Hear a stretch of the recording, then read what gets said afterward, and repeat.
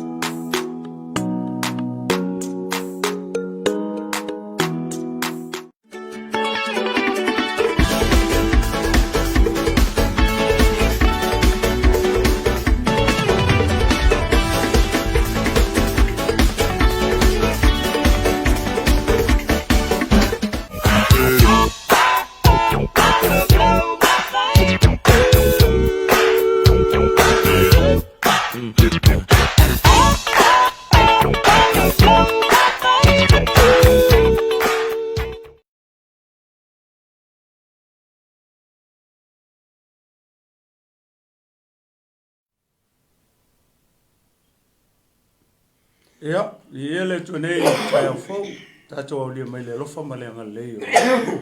Ia ole fa soa mo e nei tai fo. Ele ia mataina la tato fa soa male tato polkalam.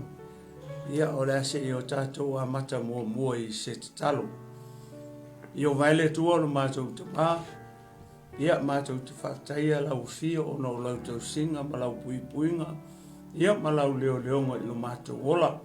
Leo wa mātou wala whai mai le mala ma fō neas fō, mo watu le pō ma le pō liuli, I ona mātou vivi I lea ma whaafo ias. Atu le whaafatai, ia ma le taulanga o le loto o le whaamanu I lau o fio. Ona o lau tau singa alofa ma lau puipuinga, ia ma lau leo leonga I lo mātou wola, ia ta maa whaafatai me uma, hoe e ta pena ma e saunia mo I mātou, ia mo le nei fo ias fō. Ua mātou au lia mai tamai au lea masauni, malau o auna. Ia ma te tala noa, ia ma tufa, ia ma moli mau watu lau uputai au nei lo nuu au tangata. Ia ma seo lau e karisia lo mātou watua. Ia o se ngā ruenga I whaia fua. Pe au noa malau fio lo mātou watua. Le ala lea tamā, ua māta talo ai le nei tai au le li ia anga le nei mai. Lau fio lo mātou atua I le tae ao nei. Ia, amataina e lau fio mea uma, whai wina e lau fio. Ia, tele mamau o lunga se vi inga o lau fio. Le mātatalo lea le li nei tae ao, a fio mai oe, te talei lava oe. E tau ina ia whao ngā mai I mā ua o au. Ni lau suafa, mamalu lau suafa pa ia. I suafa no mātou o io Iesu ke wiso. Ua mātatalo mavala o atu nei. Amene, ma amene, ma amene. Ia, le avatele ma le whaloalo. Toi whatalo whatoi foi, ia le whamalosi mo oi nei tai au fau. Ia le pa ia ma le mamalu se o tatou atunu o Samoa mai ona maunga. Te tele se ia pa ia maunga iti nei tai au fau. Ia malo soi fo manuia malo le langi mama. Ia I le nei tai au fau ewe ia. Ma vi ia I pea o lau fio nei tu lau leaso. Ia whaptos whatalofa. Ia I leo whai ngā ruenga pa ia le tua. Ia o lo whapena.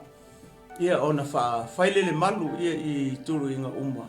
Ia o le nei lanorangi ia e mese foi. Ia e tawhai fia I tono nei atunu. Ia o lo tau wafio ai ia ma tatou au mawai e le ngatai lea. Ia o leo whai ngā ruenga pa ia le tua. Ia o lo whapena o na lele malu fo I. Ia mga lului I tulu inga umar nei larorangi. Ia o lo mwhai o na maua mai nei whasoa ma nei pokala me ia so taitasi. Ia malole soi fo manuia. Malole langi mama, malole on sai, malole whatotoa ia te oe tangata o le tua, malo wharitua. Ia ina ngā ruenga le tua e vi ia, ma vi ia I pea o laua fio.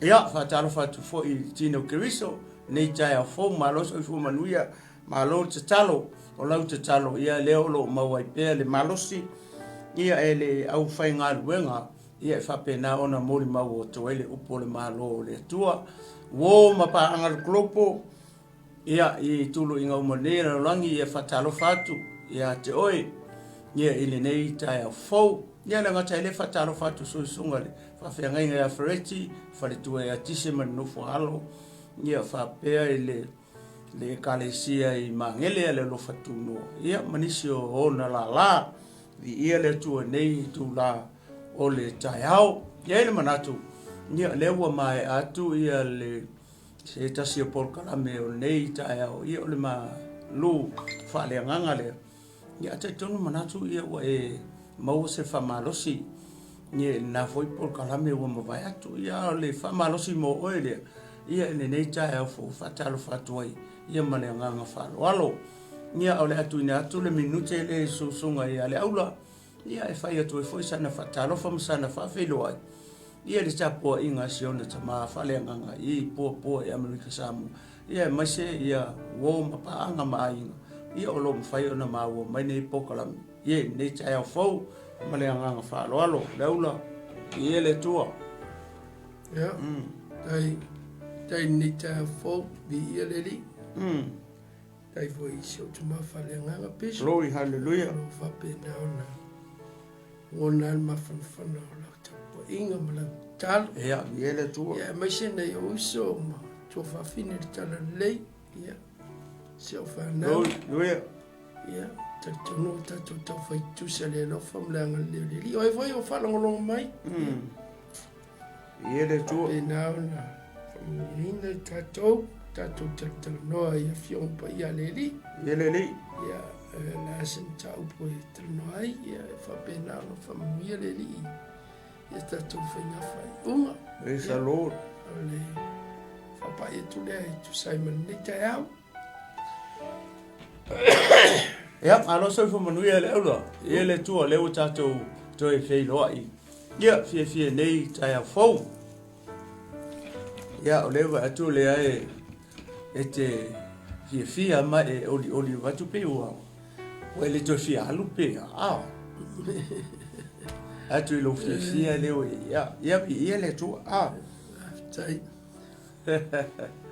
ia el manatu ia o le tato ngai sa o lo tato famalosi tai au nei o le a se yo ma fai tau atua ia veses ia na o le lima nai foi puia la ma fi fa so atua I tai au nei a tonu le sa to fa fonga fo I le malu tai au falenga ia a tonu fo I e se fo ia le ma nei o polka me fo ia le au fenga ruanga ia au sia ma o fo I famalos ia ma nei ale fo le tofo ese ia kuka na tonu la o la male tala no la I foi le tina tai au ni ia tonu foi ese se me le ma tala no atu ia mama so ni atu ia ma tu fa atu ia mo tino ke riso au ke siano au fa tu ia matato malanga o so ma tu fa fine le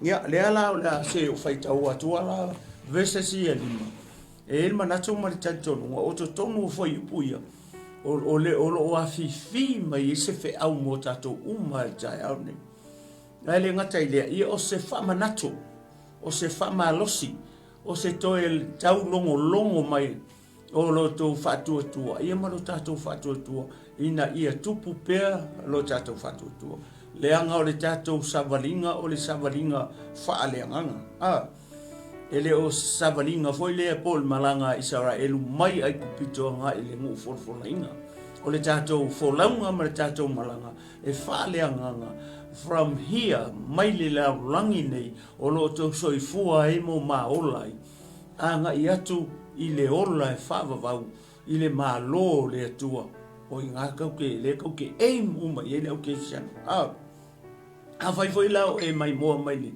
le tae ao le nei ne ato no le la fa malosia ku ai foi puia ia mo tato uma pe o no fai to tato malanga o malanga fa le nganga Ele peive tatu malanga o le malanga ai kupito Israelu mai ai kupito ngai kanana fo ile no fol ina o tatu e fale nganga tatu malanga le ala ka ku malanga ku ile lalo langi ile meolo ile malo le famel matai o lu fulima fa mai o le malo na saunia e le tua mo oe mo wa mo kako uma o le tatu tofi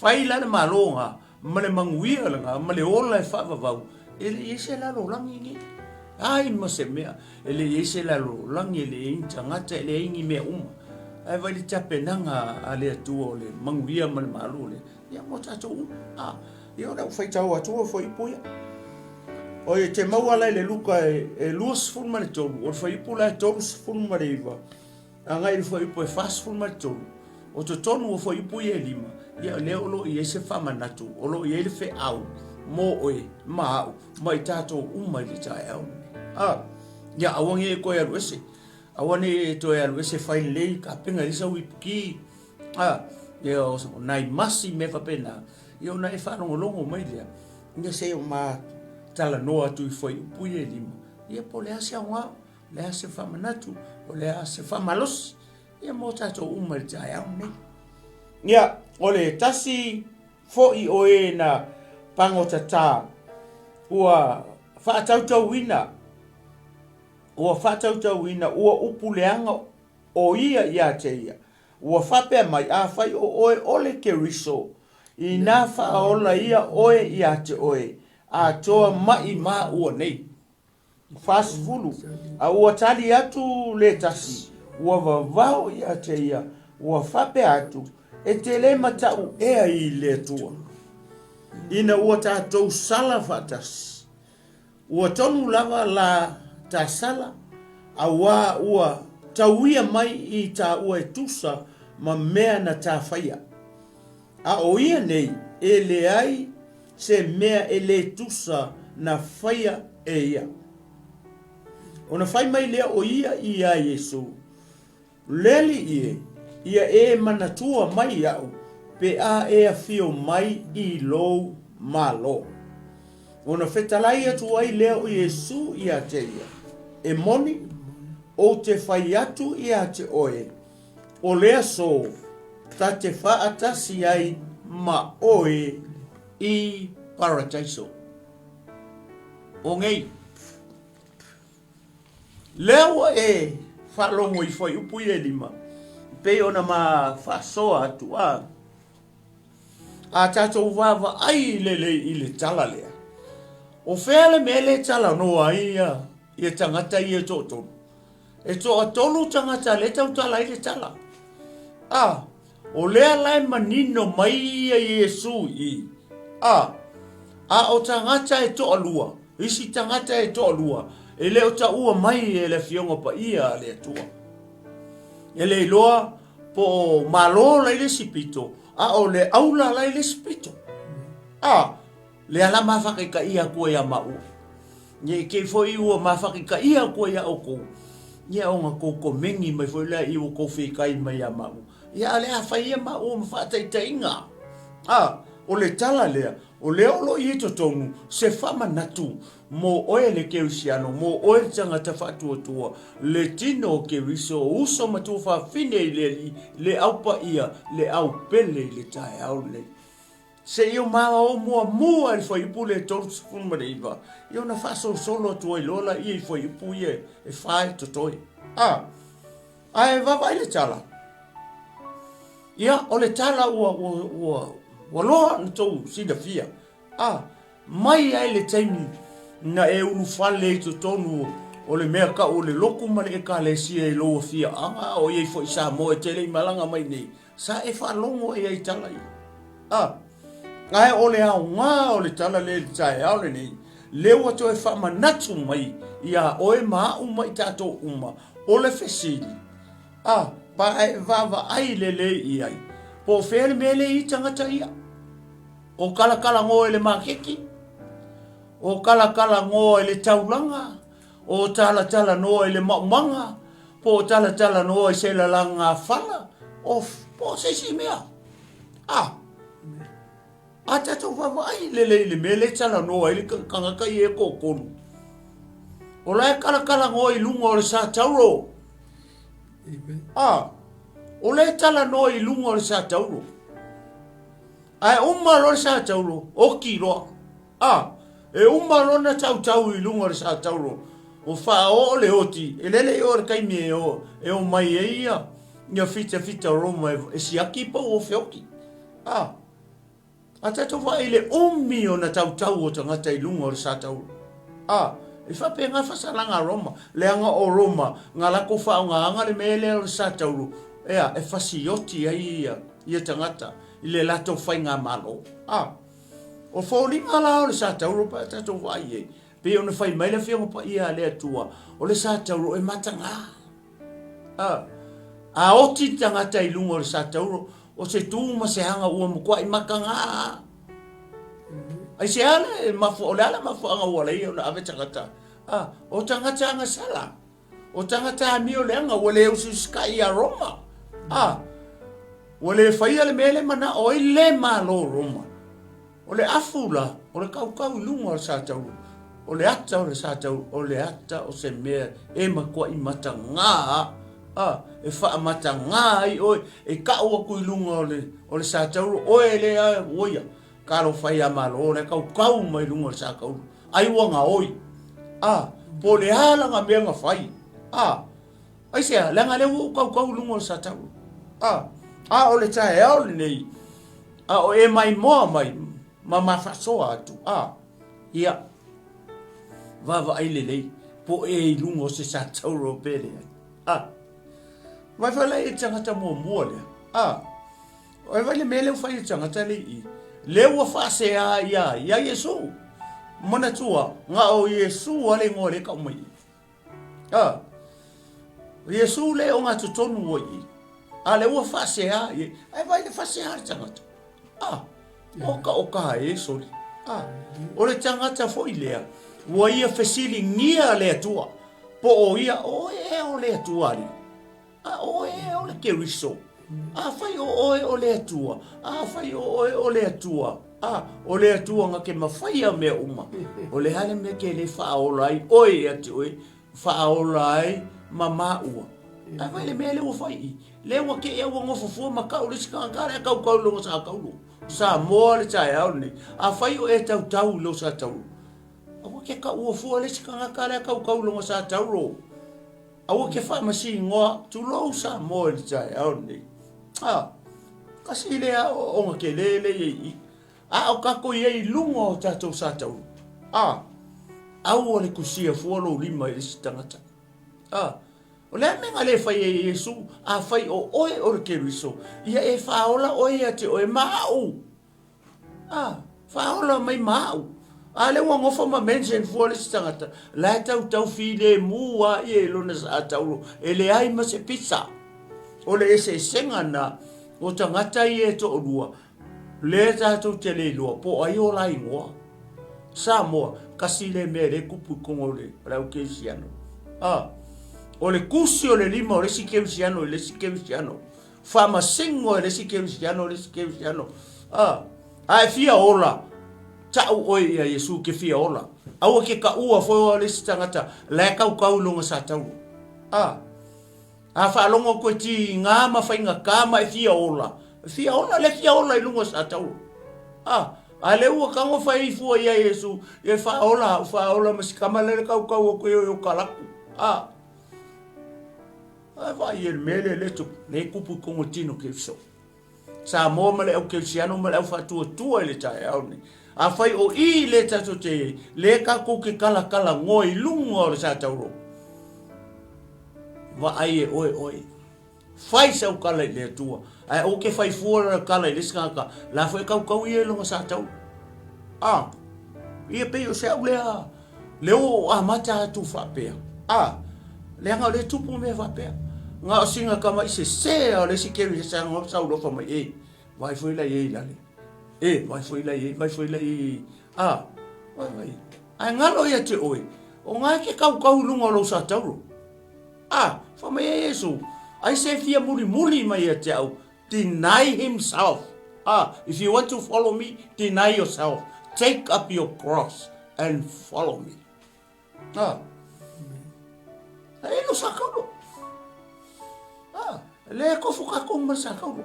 O le tatu te muri ye. Le ka ke muri ya Yesu. Ai le se me vai ko la mafa.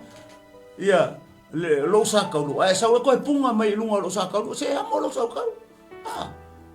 Take your own cross. Au ke popole fua ia ke ule lo mutu se tulo o ke kau kala ile tua. E me ke le ale kupu I tala le. Ia atonu le se taimi na ma fo le ma faso. Ai tu atu le avano nei. Ia le aulo. A mai fo sana faso. O le mangai ia o fo puia.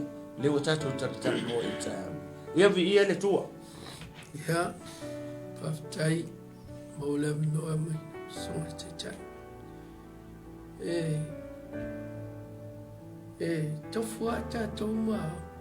Amen. Ai ona ta o vo inicio te mi se uma meta to te tu o meta to te lo lunga sa to. Vi ia le tua. Se vo ta to falo. Ta to te falo. Ia se fo ia ta to fai unha fai. Glory, hallelujah. Se fo ilo ta to fa winga ina o le me ta to te falo. E o vo ia te o ele ta to tal no. O e fa fonga mai fo ia o se uma ta to tonu.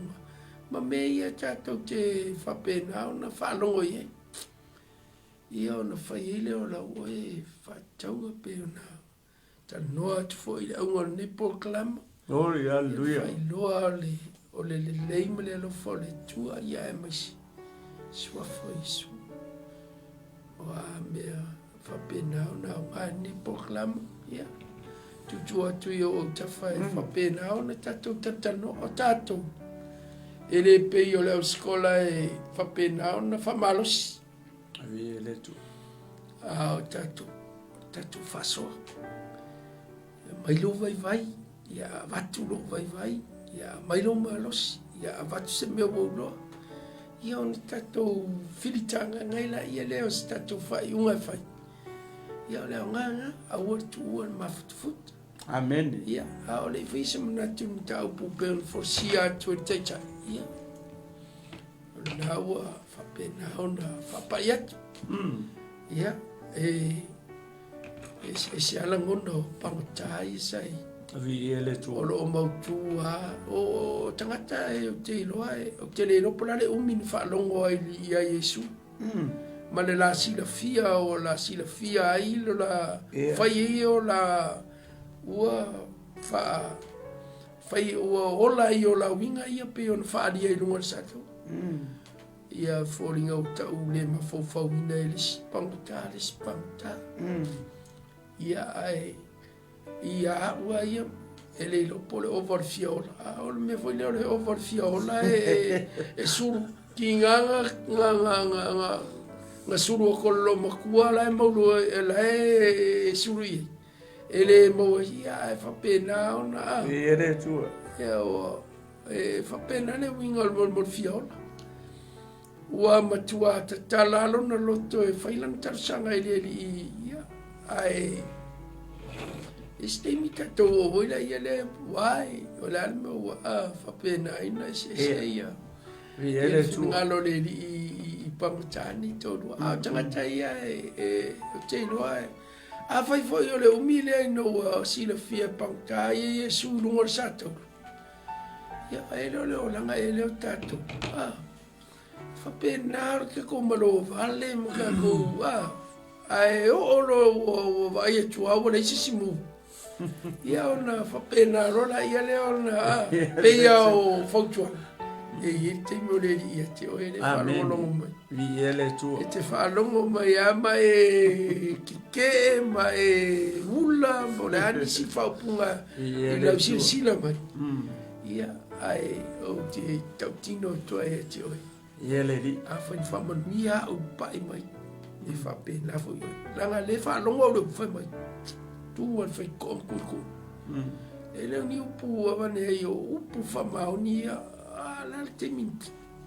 Ma toi o la ngona foi whamanuia Ia ia le ua te wawa ai tu awa lo whangia te i te mwhai ka te sawan e rea toa whapena umata noa ngala uri ia i lunga sa tau rui i la wa ai po i whamanuia i lo toa a kaupong kaya e hin mafuanga u kau pe ia o la tala lai whai i o ka u kongu al ka kau ia o pele winga na tātou te iloa e maku ia mea la uri mwhai e ile le anga sala ma le se ma le usika i wala in kau a le uka ko maka ia a ko e whai rea va ainga ka ke kalangoa ai foi mo le ia ka ke iloa kalangoa ngala uri ia o feke ui ai o ka ko fu mama wala ka ke ui ai fai mai ala ya lalo sa ka lalo e pe falling a cheno mai ka un wala me ai ki sa wa o e wa you know you have to understand why lan me alinga alu lalo sa ka e pe fa pena ia o lungo sa ka lo le ia ngai pangkai ia ko io vai se vai o ponka ai lo ela ia vai o FMM ia i ke wa a foi nga power kali nga fa fonga isu kali ile karsanga le ponka ia why not ele o fa konkongu nga ka wa le ia ile makala i upu ma ia makala i faile e loa ke loa la nga fiola amen ai pe mo fa inga pe folinga wa ele ma fo pe fa makala ma i spanka la fa makala e la wala seri kau mo le mo ki mo mai fa kawila kau al kau ka ka le ka ma ko le sem como le sile mo ni mau ia le o le la mo ni mau ya pila so ke o fo ya o eli fa kau ka ka le sangsan le mo ni mau ringi ka ka no sa ka o ia le la ki fa fo la o mo ngas le wa ele no pola o ya nga ko e malo sila e ko fa pe mo ya awonge ui wale ke le o kala ko so ke lo awonge ui me sisin me le la koppe merka awange le ma fo sisin ka ka ka o ya ko le malo le li mal fa ka ale ala ya mai le winga o le so fuanga le fa makala mai fo i lungo saka kala ngo apanka ale ke fo ia ma be fea o i vale ia ole matal ma ia fa pena ona ia se ia ina lo fina ngalo i upu lo fa pena tano ia me se la fiona pa ia le ia ki fa kau lo ile foi ai va ai ele se fa ma o ngi le nga pa ia o le inga o fa ko ma ki fa kala fo ile va lo le o we ana le ma kilo e no sa ka a sa wo era io di siku fa ma kala ma fo se wo la we fa ma kala ele tu ele va pe a o winga o la le me o fa mo ele ni la ngai amen e fa pe ngale le bo fa sa sori e ka pungia ele fi ka wi le kala o nga o fa ke ro le ku ka ka le la fe ngai te lu ia me file mu va qua ya so yo ka ale no ponka va qua ya so ya ele me ka o no sa ka lo ku ya ke salamo ma uskai ma fa ya no mo vale ala le so maka sa ka lo le ka i su mala wori e ko ele o isa o le a foi po kasi ya kilo i va pe o Praise the Lord. Ia le. Hallelujah. Ia viele tua. Moni ma oni le saunoanga le aula. Ina ua o mata fo ia uia ia. O lo ia se fe au moa. O lo tautala mai le fo i pule moa ua ia. Ai sea. Le anga o leo te e lo sakalo. E le sakalo malo. Ia ai ki kilo le kale. Kai pe o fasalanga. O tangata umai anga sala. I le whainga le a Roma i taimi o kola i mai Roma foi lele e pule ale la rolang. O tangata umai a kense a Roma. La ke ole sa tauro la e fasioki e Roma tangata uma e a kense la nga whainga maro. Po ai mese tangata anga sala o kakanga oi o tangata le ususkai o tangata le kausikula fongo Roma o tangata le whalongo. Mea uma tangata ngā oi e mongin whamaongi sa mwanga tama. Kau ke le loe le o ka ua mai po le e to ai ngā sala le wari i a sa whai. Le maa ngai o le tala fo i le peo na mawhai atu tangata mua. O le umai e tangata mua. Ai vai le mawhau o tangata mua. Malana tala noa i a Yesu. E lei loa tangata lea foi lea e o la e taute le mawhawhau tangata lea i a Yesu o lenga ke fie lo po Yesu mo i lea po lea tua mo i lea po lea sisi mea a le uonga fesiri ngia i a Yesu i mai a fai o Yesu ke riso i a whaola la oe a oe vai me a mata mai e le mana ongor kaka Faola la o ia oe, o nga o i loa le, i ngai kangole faola mai ia, koe faola maskamanga i o kalaku. O lea lea o nga o le mea, peo na ufai etu, e ko fura nga kamaronga sa kaunu. Fai o ngai kei lunga o leo kei lunga o leo sa tau. Ia, o kei mea e ke va i fola va o ia i, a se ale mea o ia i lunga o sa tau. A se ale mea o fa sa kaunu o ia, a se ale mea o kau o i lunga o sa tau. Ia o nga sala, ia o loa la o mele fai. O leo te save o kau o woki lungo le sa tau. Ma fa sala o lungo le sa tau matangale. Ia o amio ma o nga sala le fai. Leo ma wala o i Roma. Le ala. Nga leo i lungo le sa tau. Leo fai aku e masau sala o longa mafofo i a Yesu. Fai o ke wiso. O la vea ila o i a te oe. Pe faola e sa le sa nganga o fia ona tangata le lungo sa tau ai sea o le kai mile nga kala ngo ai tangata i lungo sa tau ia ra pango kai e ko lu mai Yesu o le kala ngo ala wa mau ai fao i lima mau fao i vai la wa umanga ko i lima o le ale mele fata tari tangata ia ko e kasi ale mele fakari tangata ia Olea, koe ole oki. Koe ole oki. O le kau runga i me whakarikari mea kau ole oki. Oki loa umalo. Nai vai e le, ole mangai ole tala lea. Au kako iei fo. Langa o e le po kala me Amerika o masanga makamakai. Foi le tangata foi e fasio kangaka, makaka foi e koso kenge o anga sala leanga uma. Mas ia fazer o tangata. Ele aso foi le o manco po foi le execute le kankaia. Pule oe, pole kui, pole le me faia oe. E ke oki o ia la se o nga foi le mo pa ki kilo le kala le me le fai o. Ile kai media. Tele o tangata. La ke le lo Yesu. Ai koe kalia e tanga Yesu nga wala ko isi fai fea muli ya the last minute he make his good decision at the last minute of his life ai le kui e oki ai alua ko no mar fai fea mori maulo Yesu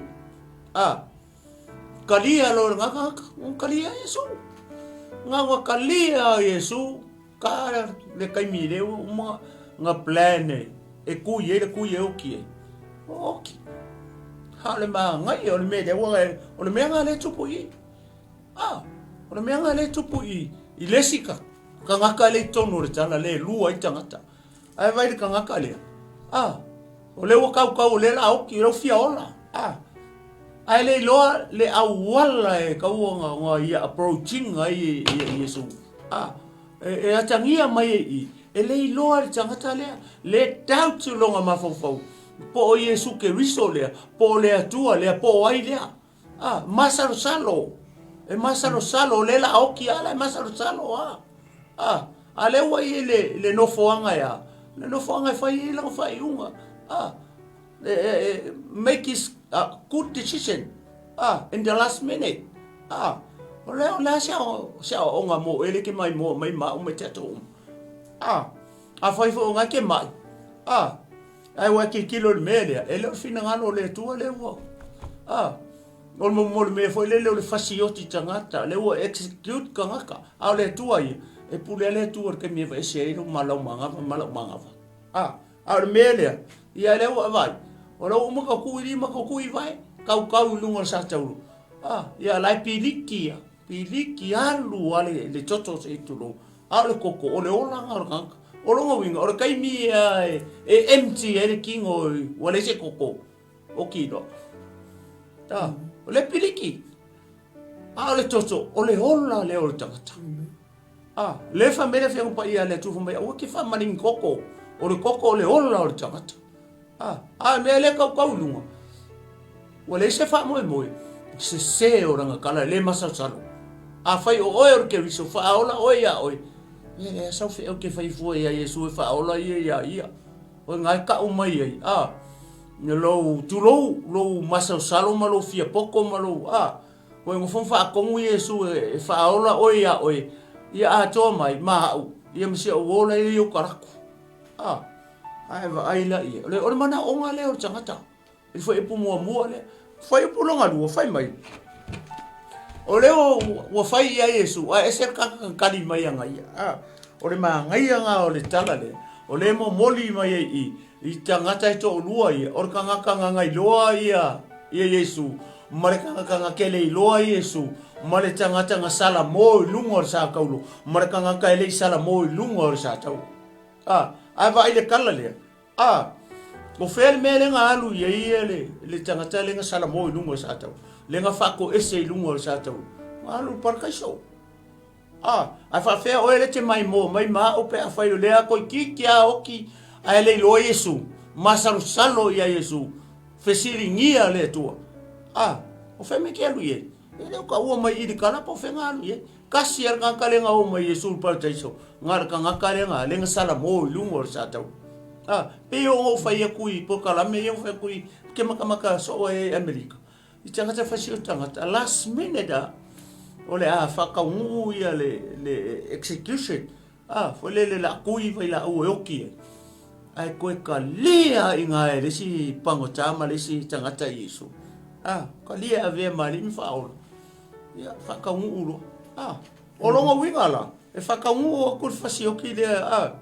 Ia le sala le oki. Ia la o mangongkari e Yesu. Amen. O ka se manga yo se fe au nga mai ngame. Pe a fai mai mata I me fa penga. Le ka ukala mai me fa penga pe le me ya. The last minute on the cross. For both of them. So le o onga mo e ma o mai tato. O ka ko ye lunga sa tau. Make a good decision. Fai o le ka fao a le o e mai po le me le o ia ke oi. A le nga fiu e vala o ku ya oi. E le o taimi e te salamo. Salamo. O le me le nga mo tangata le lunga I ele salamo. O longa winga.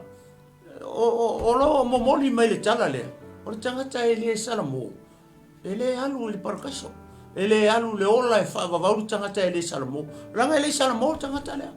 Oi vai ka kasiar ka o mai Yesu per teso. Nga o nga ka karen salamo lunga sa tau. Fa fe o ele te mai ma o mai tato. Ka ko le salamo. Ka ke le o per teso. Ka ko le salamo. Ka ke le o le malo le tua. Ka ko le salamo. Ka ke le mo le o le fa va. Ma le me le ka ku ke nga ngau mai le me ta o le o la e fa va. Ia se ka ko va vai la. ia le au la se fai tau al fai pule ia tu atu lola ia lau su ia te amata mea mai I fai pule fasipulu fa mai na ua tali atu le tasi ua vavao ia te ia ua fape atu e te le mata u ea I le atua ina ua tātou sala fatas ia olea leo ia tu atu ia al fai pule ia le tu ni tu la le so o tanu nga ia la uri ia no mar satu amen o mai ai tatu le tatu no ia oi le ia le tua fa pena na fa sanga le mai ma ia mai fa longo ia ia le tua ya se vai o uri le tatu no vai ai mo le ya o le background o ka ia ngala nga fasana o le ai mo ni mai la tanu e ele ma fuanga ma o tatau la sala amen o le langa le tu sei longa ka ke o fa fikau ma sei fa longo ku ka mai ingi mai mo mo mo kwa kau ele poko amen o le memo kau fefi o kau ele makau ia e fa nga o pui ke le makau ya ai vai ele solo e ke kala ngoa kwa se meu fa mangere e ke de lofo le ku oka ai vai afkairu ke malos ai o le si se lunga o la ki nganga vai ko mais I mea o lo fai e pe fa me chore ma fainga ko bole ma fainga le ala o ai vai le ma ngai o le ka ka kingo kong ka san kong o le loko ma mal ka ma lole ngai ka sai lo loko le I te mi wo ko isa like o me ko praise the Lord ai kalo fai oi you know le wa amakan kala ngora ia Yesu ma o le fa winga ngale o kala fai le lo ka o le kua le sa sala wa ia lo ka kingo Yesu fa ka wira sala po wa leva nga whakoinga o kanga kama o leva o whai me walea mo le ma whawhau ia le tua ani ia wa o mai noa saka o whawhikai la o le makau kia lo le kua he can do anything ai mai le lofo le kua le nika kama ave I le poko kai mingi oe nga ua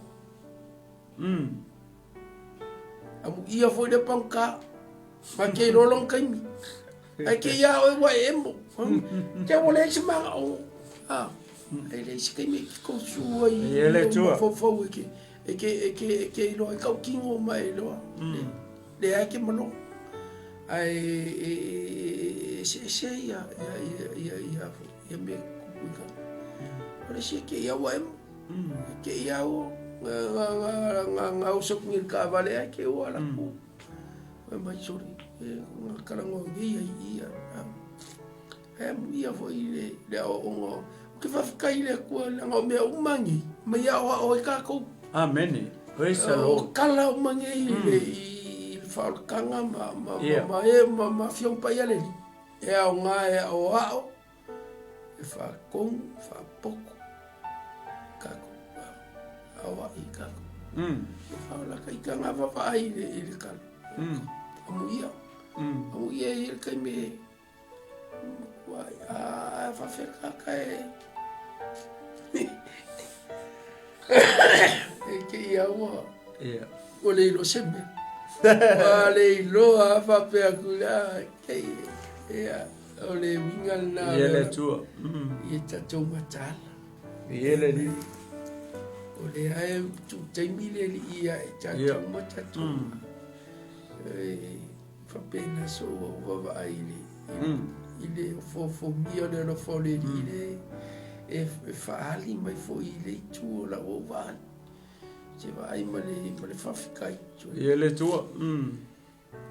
Ia ni ngā koe alo whamia o le koe o lau. A lea ngā koe whaalo. Ai ngai I lewa ngoe lau kamale ngai li siku. Patua e ile me. Ako ngā longa loko ale ngā whapenga ngā kari au o ngā le ria e mese mākua ma kākamaku. Lea wā mai ai lunga saka u longa le mawhawhau. Ia wā ke whai a kua au i au ke whawhikai le ria. Ia le tua. Ao ka upu a ka excuse o lo ka fia poko ngai e ngā mai kei. O umo whak le ria sori. Whawhikai a malei. O ki ka mawhai pira lo wharakanga inga ia o ako koa ia ki. Amen. Ia le ri. Ia le tua. Ma tanga o fia na ua. Ma ia ke. Mana ia tele le upule na e ta ua fui le aula. E le ua a mai ia I lunga le sa tau rea. Le loko ro kare. Le ko inga loko le sama tele I lunga o le sa kau. Pat ole toi taimi ole kami muli le o longa soifo mo longa ole. A le wa sawa mai I lunga sa tau. Mo me o loko fa ma lunga. Vai le loto tanga ele o loa le tanga ta salamo. Ia nga mea ia nga fai malanga mi o malonga o langa. Wa mafu ai o nga kau lunga sa tau. Wala nga kau lunga sa tau. O langa mi o longa o langa malonga loko. E loto tanga tale. E loko fa maua lunga kare. E ma a loto tanga tale. Vai le ala wa sawa malonga loko le I lunga sa tau. Ai kikilo le si tanga tale I. Tanga tale wakali. O I kau ke loa ai. Le tangata ua halu I lalo longa loko. Ua faa maua lalo. Ua salamo. Salamo tangata lea. Laile, fesa ia nau tau sila fia. Whamai o tangata le na salamo. Oe vai o le ua fai a Yesu. Ai oso, ele kali Yesu I. Ele kali Yesu I. Kasi ale tangata o kangaka I lua nga kali Yesu. Nga o tangata nga o kangaka nga salamo. O tangata e le salamo. Ele kali Yesu le kangkale. Le ua kali a kui ei. Ale nga uso le sa la koi lunga o sa kaulu. Le ua kau a kui ei. Ia mumi whamau. Ua e le makau e le atua. Le sa wa ele kali le kangkalonga lua le. O le ua tangia mai e I. O le iloa tangata le atua. Le ua ngai loa o Yesu o le atua. I le kingo ni. Le ua kali a kui ei le tangata le. Le tangata loko whamau lunga le. Longa loko ale sa whaila lo le mesa I lalo langi. I le lalo langi. Le ua sawa mai e lunga o le satau. Ia laua uma kui lima ma vai. La e piriki. Le ngaka o kui o vai ma lima. Ia le kima o sa foi. Ora ua walu le toto le tino. Ora kai mia la e le uma mai e le toto se tu lo ma le tino o tangata o kilo. Ai vai e. Aki kilo I mele kupui. Nga mua ki Yesu le wali ai se. Le anga o kaminga o kaminga le mankuanga ku kui le fika le fako Yesu. Le fako Yesu. Wa piliki ala Yesu. Va venga ma ko le fato o tangata. O ile ale alu ile e sto e le toto tangata se kulo. I nga faso so mai le fato I le tino ato tangata. Ale nga la ko war fika ku kui e fako Yesu. Le mela nga mo ai mali Yesu I le wori. Le ia ele ia o fasala nga Roma e siaki po woki. Ora ko inga siaki e ngaui vai se batu taya. Au Yesu le. Ya, o ko afika Roma ki lo ko sa o woki. Le ala le ngaui nga o vai o Yesu po se ivi o Yesu e tas ilanga ilonga winga. Ya mai le ngaui so ngai. Fa fenta to lo le fa aka mai ko pa se kare nga fai ya ikupiko. ele nga uia ma se ivi o ma mo ele nga o se pa se ko fa tonunga nga le ko a le type nga Yesu I mele e vai la ye ma nga e tele le wo kali ko janga tele nga ke lo ya o Yesu o le tua le wo ko fa ya ko foi pe foi nga mo li ma ko ia le aula o ka hoki o ka ua ka hoki e sia la nga ke le ka sala o ka ua ta sala e si vai nga ia o fa perto e te le mat ia nga ina o ta to sala fatas mai vai le o sala fakas o Yesu ele sang sala le lo le tanga ta le fai ka ko ris foi po ngai lalo foi mai o tonu lava la ta sala awa o tawia mai I ta o tusa ma mea na ta faia o ia ne ele ai se mea ele tusa na faia e ia wa ele lo tanga ta le le lo tanga ta le le ai mo se nga sala po se mea nga faia Yesu e kusai o nga kau lungo sa kau o ka ua o ele ke mai mo mai ma o le kau kala ku ma o le ma ke fa so e kusa le ka ko kusa le ka ko fa mai ua la tau tai tai atu ya te le ai sorry fa mai o tonu la ta sala awa o tawia mai I ta ua tusa ma mea na ta faia o ia ne wa ka kau yo ka kau e ka mele nga fai lo ngo inga kau mai e kusa le ya mele ori e fai le ua rainga o le ua kau ele oki o Yesu ele kau au ka ua o ele te mai mo mai ma ua o tātou e tau ngā kau sa kau ia le tua ia la fai tau tu le sua ipule ia ne fa solo to le ale aula ia fai mai lola ia fai po fa sulu ona fai mai le o ia Yesu leli ia e mana tua mai au pe e fio mai lo malo le ala o uma facility makali tangata le ia I longa uso pangokale lau ke lungo sa kau se pai me karkara ngo ai kam so le karkara ngo lunga ale makua ki ngao lima mavai I laua tulo laua ki ai fao ma le laua uma natali ia le atu le sunga le lau fa sanga mai ale ya Yesu famami ina fo ile fa no longo so no I ele tu o tatou le fa so amen la vo so fa longo mai la vo se munatu ia mana ia lo mana tu si mai fai lo mai lo silfia ina ia au ngafo ia mau ele tu ia o le ai tal no la uri o seta ta ua ia ta uia I le tal no ngale e ati silfanga le I o tatoloto silfia le Yesu loko la kambale le siku fa pe ngafo le loko le si o ngai ku lo le silfia o iai Yesu langa misionga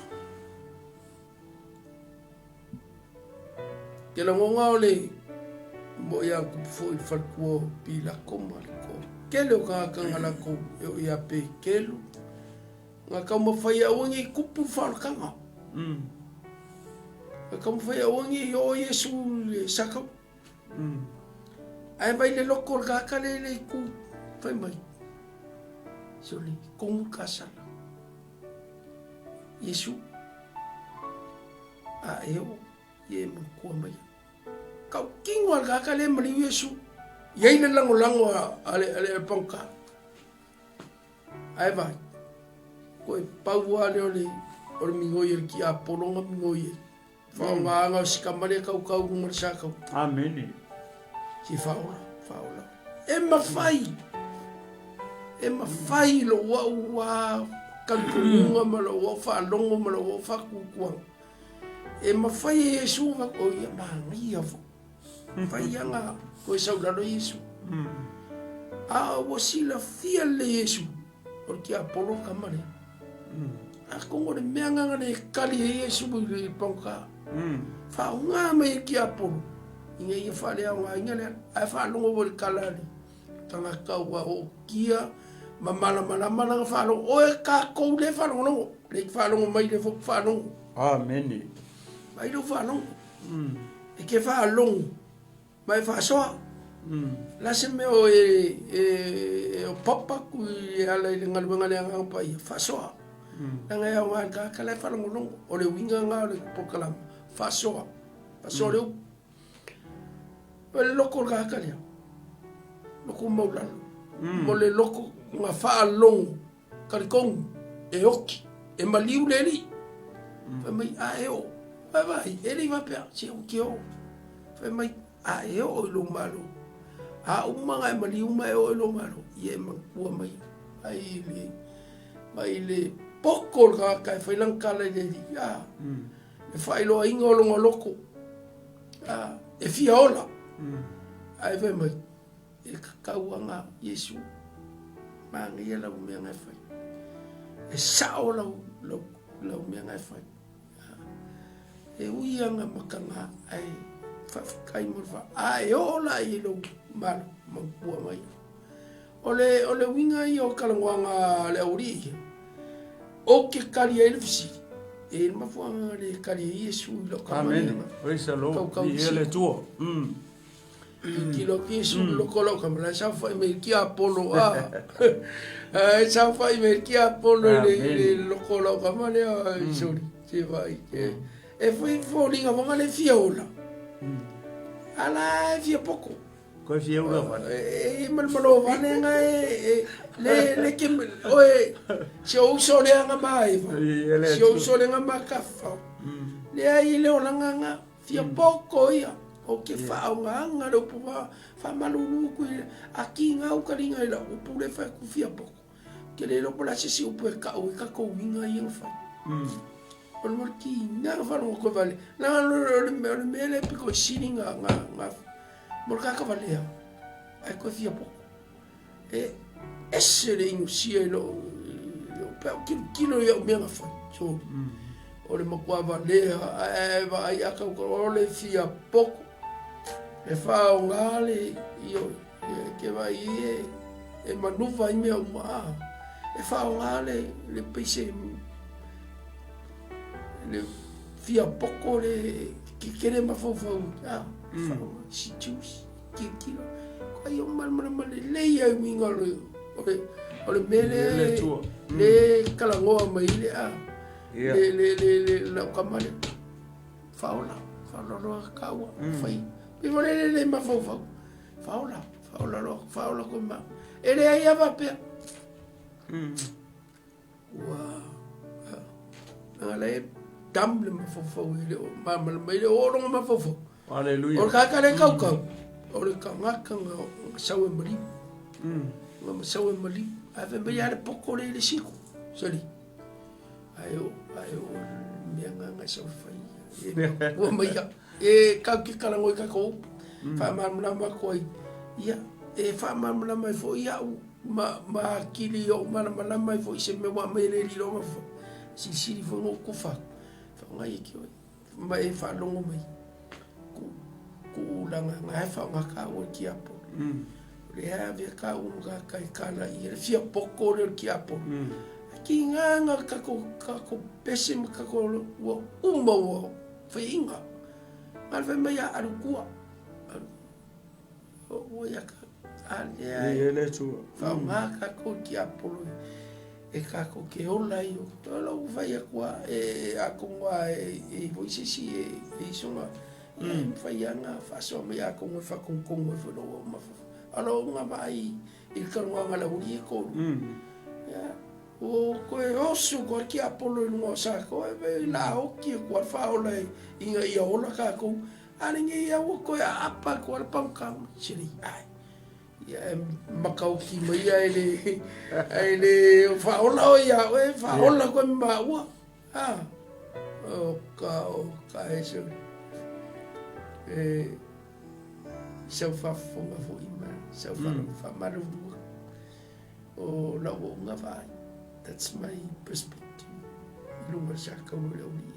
Amen. Ia le tu. Ia. Nanga lapa ki a polo le malo no so. Ia malos. Ia malos. Ma ia ole upuale li. E mai au. A koe malo kali kong.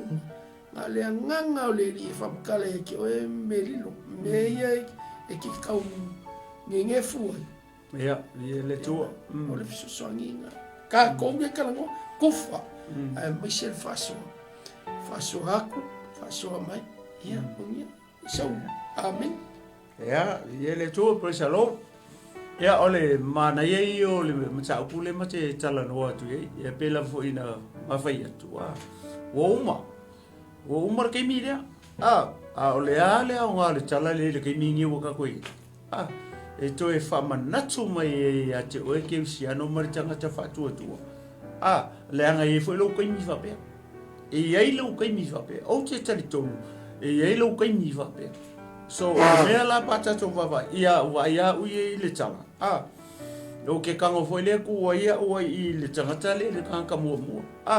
Ai te tilo i le ai pa i le tala.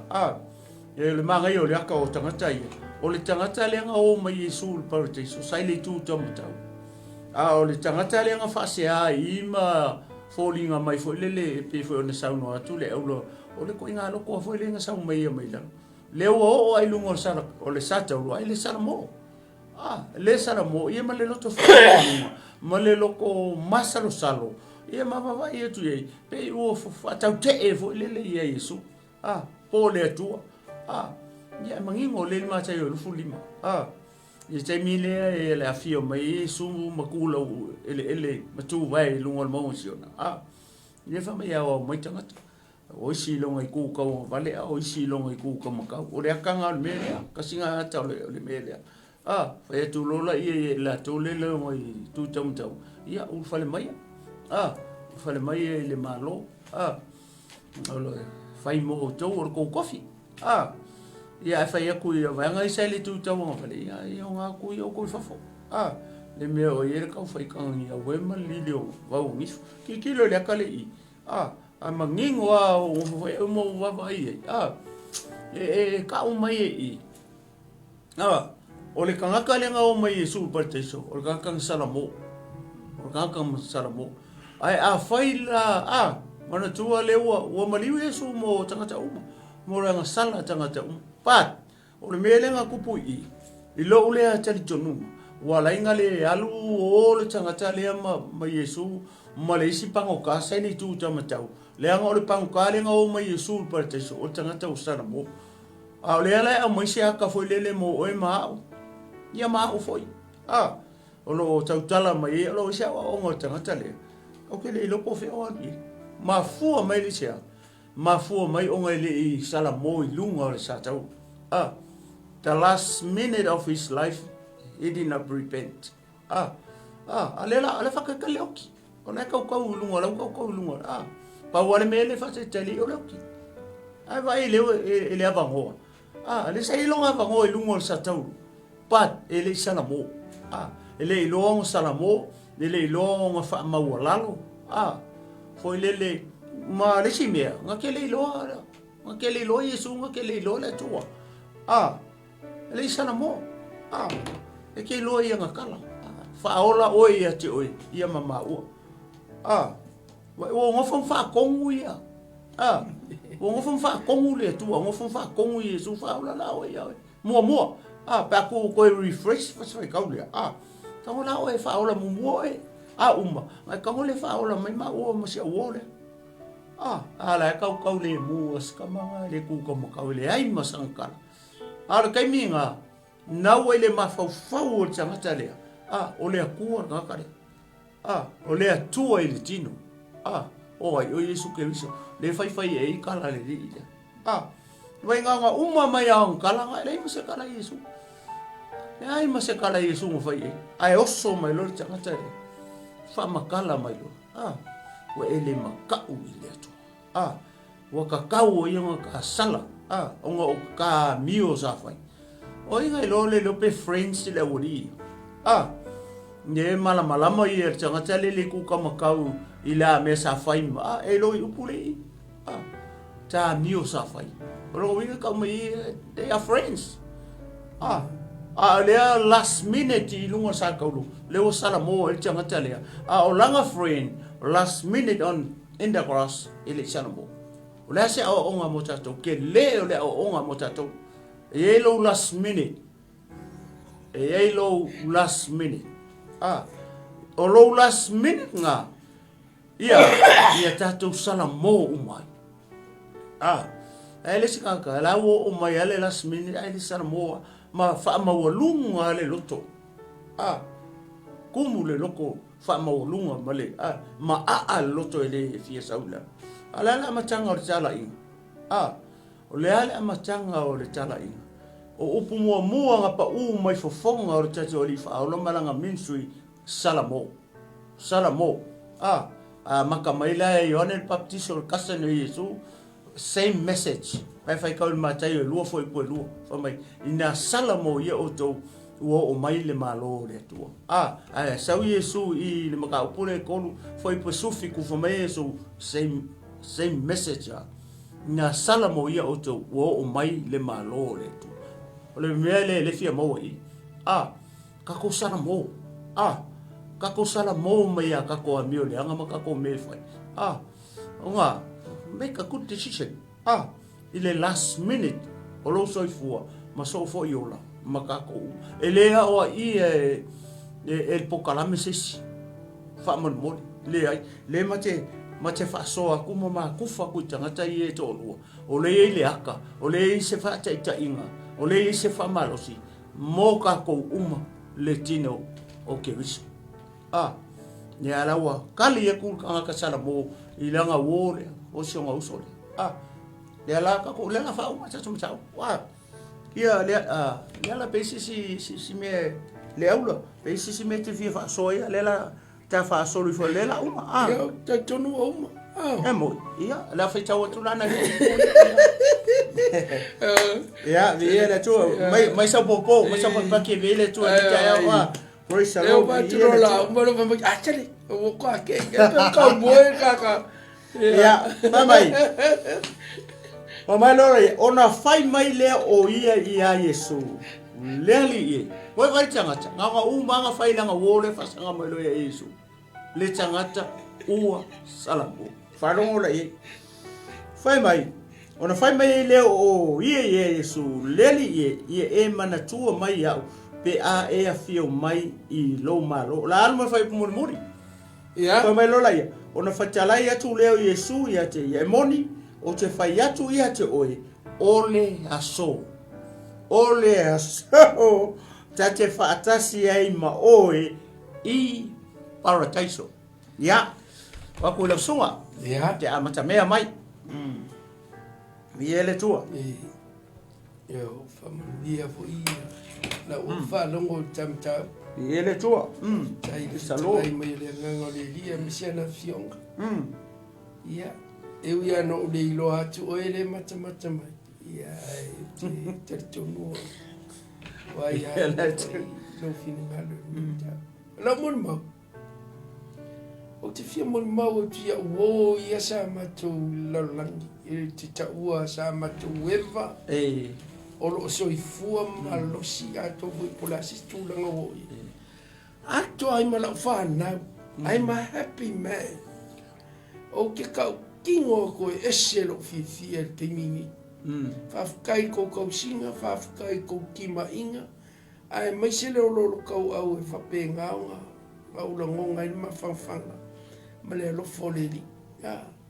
Wamba wangi la ngonga e fasau kala I la fanga kai la kosi o por ka kale le ku kam ka amen ka kingo for me ka kingo se ka kingo ya la mo ka yo ka kingo ko I'm happy man fa kai fa manguia le ya ko o le asko nga fa manguia nga la se me o ke kalo le fa manguia ko ba se foi o le fa longo le se como fainga le que calo e família que gloria al Dio pole como casa kingo kongu kasana e kongu meo aya fa meo kua ko le makangi le ka kewi wa ko pupuanga kua ko le wa ko afale ka kewi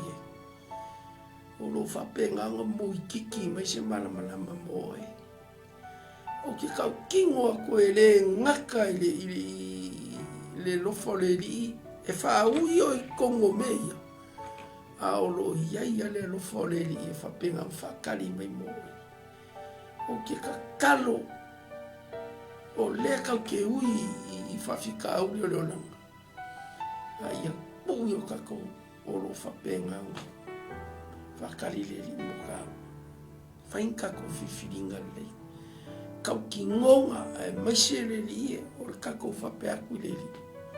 Tiri awe. Ka vika o sikanga ka ia o le kupu mea. Ia, o a umame mga o le kupu e.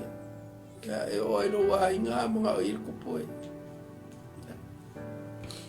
Kupu. A inga wa sala moma kangi le li e whamanga no ai.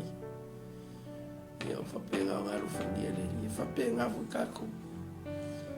O upu e whapenga ngā koe. Fi ngau mai ale upu ia kako. Fi ngau mai a karangoanga ia I kia, sorry.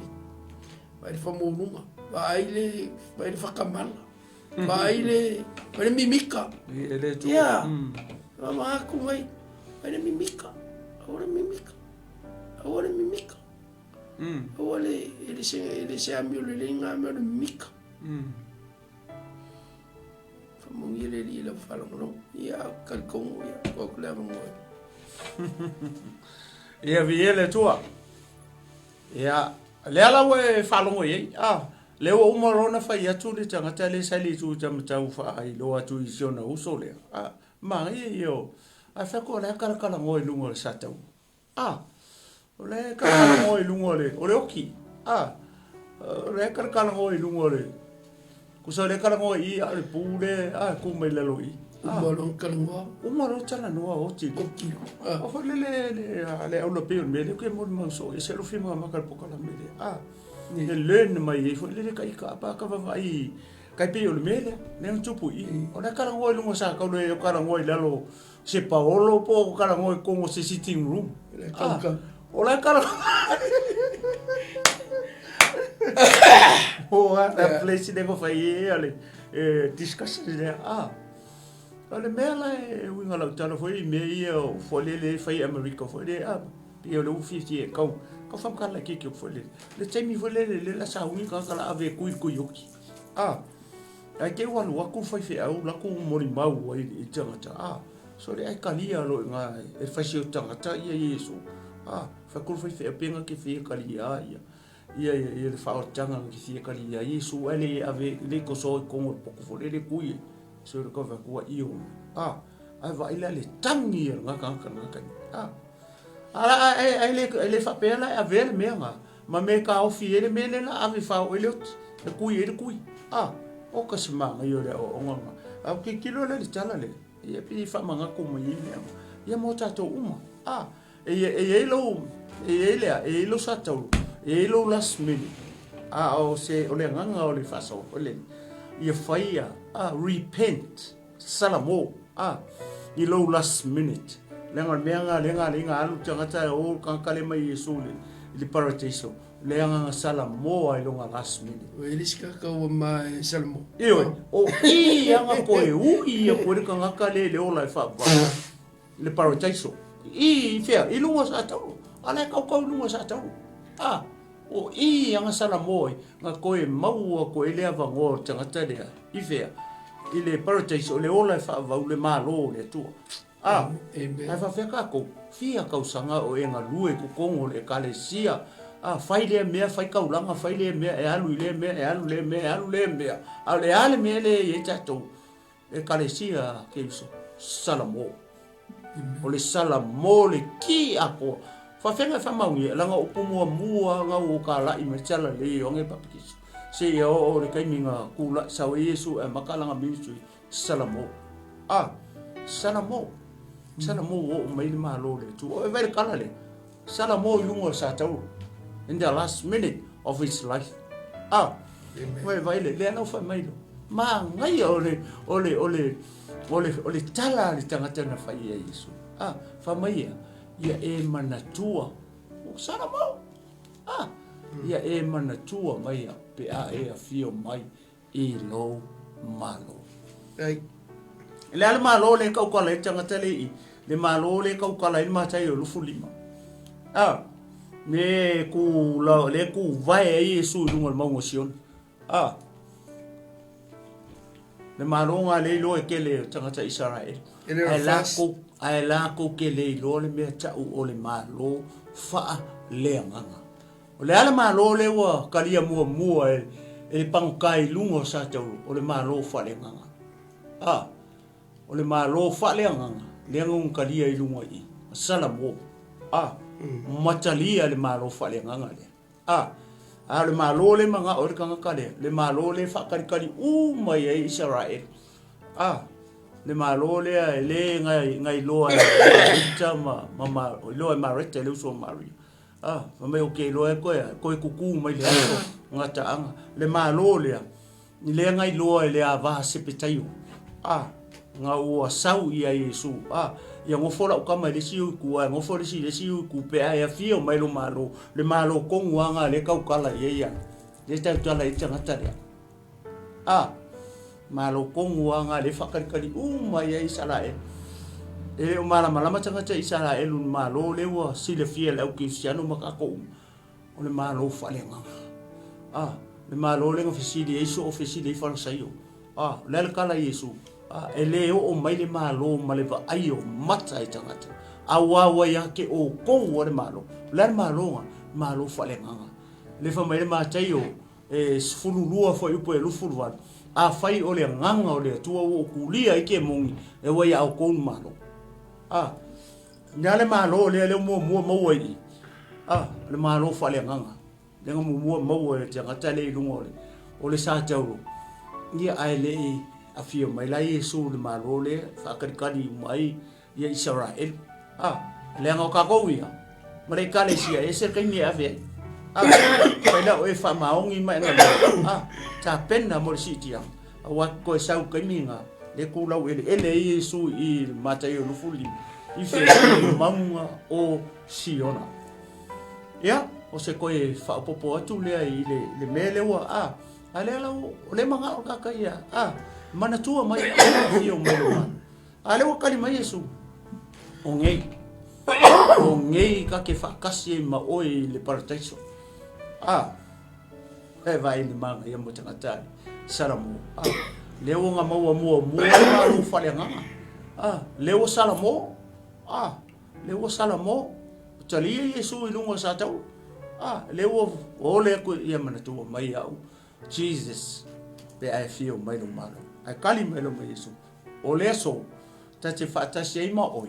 Ile paradiso. Ya. Te tono le fai unga leo le tato fa malosi ne yaso. Fa toa tu ele nganga ole tu se mea o le fai unga o ye lo mai lo. Ina ia tau so inai o tato tangata tau so inai oe tau so inai ma ua tau so inai le tino ke viso le au fa kua le au pele le au paia u soma tu fa fine I le ali. Tau ina ia fa manui atu le ngang paia. Fa atoa atu le nei fa so e nei aso. Ia awala tato malanga. Fa le nganga le ngata le nei aso nei vai aso nei tau sanga. Ia matai mi uma o loto soifua maso mato wala. Aore taimi nei ia ole afa ngata mai I le tato pol kalame o le fa so mo oi. Tu ina atu le avanoa le sunga tamai ale aula. Na te tapu ni alo ia il fa malosi mo oi. Ia ile nei tu la. Le aso ma le nganga fa lo. Le aula. Ia le tua. Malo le. Fa fonga mai. Ai. Tatu tu filo ai fo. Ya, na o fai o tatu se tatu. Ia le tua. Le si melilo la silfanga o mato fe moni mawa I ya o mai se o famani yang. o le mawhanawhana o lo lofa ua to ia I mātou. Ua mātou maua le malosi. Whai uina ni Pōkalama. Oi, rea. I watu vi inga I hati. Oi, whamanuia nei. Wai nisi o le awha pēnā ono wha uina na ngaruenga. Ia. Anu mo le mana la upu. Oi, loia. Lava o le mātou nganga I nei o mawani nganga e wha pēnā. Molo malo. Whai loa lo suafa la tau teilo. E lei la se tasi wana o e mali ai o mātou mana o I mele. Hallelujah. Whamanuia I la o ono sa vema te kai ma Pōkalama o Yesu. Amen ma amen. Ya, I ele tu nei tu la le aso mai a teo nei le tu no malo fom folu. Ia fa pele sunga ia le au tani elu. Ma te fa tu sa mo nei tu la le aso. Tau fa soifo. Sa. Hey UP family, we are doing a $500 Mother's Day giveaway. To enter our giveaway, you have to be registered with UP Group Money. All you have to do is follow these 3 steps and you'll be in the draw to win $500 Mother's Day giveaway.